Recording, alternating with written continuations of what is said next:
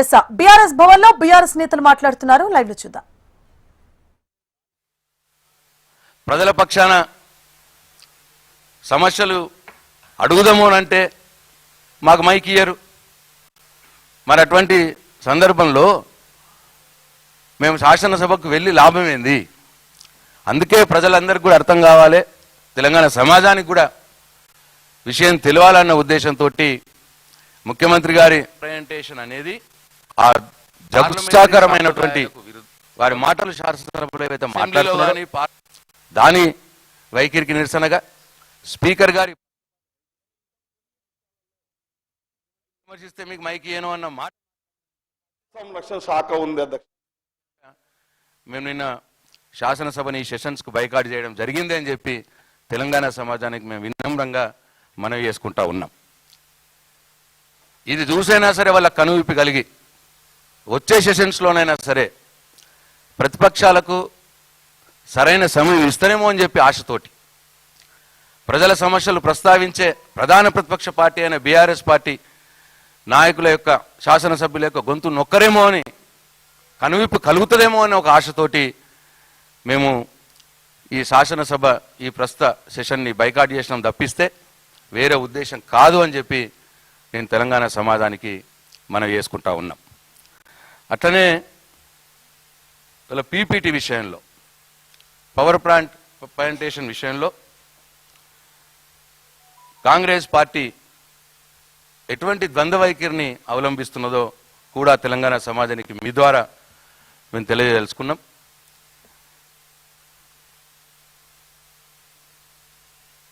తెలంగాణ తొలి ముఖ్యమంత్రి కేసీఆర్ గారు కాళేశ్వరము అట్లనే పాలమూరు రంగారెడ్డి ఈ ప్రాజెక్ట్స్ మీద శాసనసభలో పవర్ పాయింట్ ప్రజెంటేషన్ ఇవ్వడం జరిగింది 2016లో.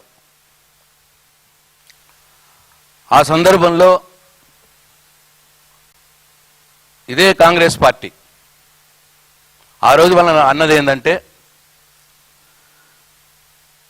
కేసీఆర్ గారి ఉద్దేశం ఏంటంటే ప్రతిపక్షాలు కాళేశ్వరం ప్రాజెక్టు మీద కావచ్చు, పాలమూరు రంగారెడ్డి ప్రాజెక్టు మీద కావచ్చు కేసులు వేసుకుంటూ ఆపుతూ దుష్ప్రచారం చేస్తూ ఉన్నాయన్న ఉద్దేశంతో తెలంగాణ సమాజానికి నిజాలు తెలవాలి, కాళేశ్వరం ప్రాజెక్టు దాంతో లాభం ఏంటి, అట్లనే పాలమూరు రంగారెడ్డి ప్రాజెక్టు తోటి ప్రజలకు రైతులకు ప్రయోజనాలు ఏంటి, ఇవన్నిటి మీద క్లియర్గా మొత్తం అందరికి కూడా తెలంగాణ సమాజానికి అర్థం కావాలి. అది శాసనసభ రికార్డులో ఉండాలి. రేపు రాబోయే సమాజానికి రాబోయే జనరేషన్ కూడా అది ఎప్పటికి కూడా అందుబాటులో ఉండాలి అన్న ఉద్దేశంతో ఆయన స్పీకర్ గారి అనుమతి తీసుకొని పీపీటీ ఇవ్వడం జరిగింది రాష్ట్ర శాసనసభలో. అయితే ఆ సందర్భంలో ఇదే కాంగ్రెస్ శాసనసభ పక్షం వాళ్ళు ఆ రోజు స్పీకర్ గారికి ఒక లెటర్ రాయడం జరిగింది. మీ అందరికి గుర్తుండాలి, వీరు ఆ రోజు బైకాట్ చేసినారు, రాలేదు. ముఖ్యమంత్రి గారి పీపీటీకి 2016లో శాసనసభలో వీళ్ళు శాసనసభలో బైకాట్ చేసినారు. ఆ పవర్ ప్లాంట్ ప్రజెంటేషన్కి వాళ్ళు రాలేదు. అయితే అప్పుడు వీళ్ళు స్పీకర్ గారికి రాసిన ఉత్తరం ఇది. ఇక తెలంగాణ కాంగ్రెస్ లెజిస్లేటివ్ పార్టీ మార్చి 30, 2016 ఆ రోజు కాంగ్రెస్ శాసనసభ పక్షం రాస్తూ దీంట్లో సంతకం పెట్టింది ఇప్పుడు ఎవరైతే పవర్ ప్లాంట్ ప్రజెంటేషన్ ఇవ్వబోతున్నారో ఇరిగేషన్ శాఖ మంత్రి ఉత్తమ్ కుమార్ రెడ్డి గారు టీపీసీసీ ప్రెసిడెంట్ హోదాలో అట్లనే శాసనసభ్యుడు హోదాలో ఆ రోజు సంతకం పెట్టిరు ఈ ఉత్తరం మీద. అట్లనే ఇప్పుడు ఎవరైతే ఫైనాన్స్ మినిస్టర్ ఉన్నారో భట్టు విక్రమార్క గారు ఆ రోజు కూడా ఆయన సంతకం పెట్టినారు దీంట్లో. అట్లనే పద్మావతి గారు ఇవాళ సభ్యురాలుగా ఉన్నారు, ఆమె కూడా సంతకం పెట్టింది. అప్పుడు వాళ్ళు ఈ లెటర్లో వాళ్ళు ఏమన్నారంటే స్పీకర్ గారికి ఉద్దేశిస్తూ we would not be able to attend if the audio visual presentation is held in the assembly because it is against the standards and traditional parliamentary practice followed in the parliament or in any assembly in India. అంటే power point presentation అనేది parliamentary సాంప్రదాయాలకు విరుద్ధం. అసెంబ్లీలో కానీ పార్లమెంట్లో కానీ power point presentation ఇవ్వకూడదు.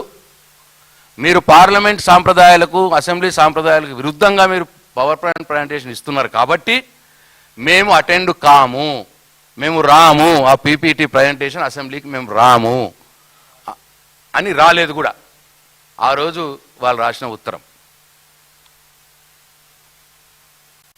ఇవాళ వాళ్ళే మళ్ళా పవర్ పాయింట్ ప్రజెంటేషన్ ఇస్తూ ఉన్నారు. ఆ రోజు ప్రతిపక్షంలో ఉన్నప్పుడేమో పీపీటీ అసెంబ్లీలో ఇవ్వడం తప్పు, ఇవాళ అధికారంలో ఉంటేనేమో పీపీటీ అసెంబ్లీలో ఇవ్వడం కరెక్ట్.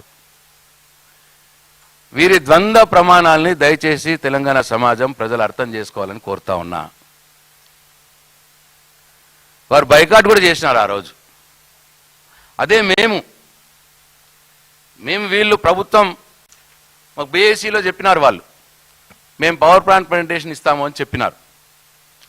అప్పుడు మేము బీఏసీలో అడిగినాం, అయ్యా మీరు పవర్ పాయింట్ ప్రజెంటేషన్ ఇస్తే మా వైపు వాదన కూడా ప్రజలకు చెప్పుకోవాల్సినటువంటి హక్కు మాకుంటుంది, మాకు కూడా అసెంబ్లీలో పవర్ పాయింట్ ప్రజెంటేషన్ ఇవ్వడానికి అవకాశం ఇవ్వండి అని బీఏసీలో హరీష్ రావు గారు నేను ఇద్దరం రిక్వెస్ట్ చేసినాం స్పీకర్ గారు.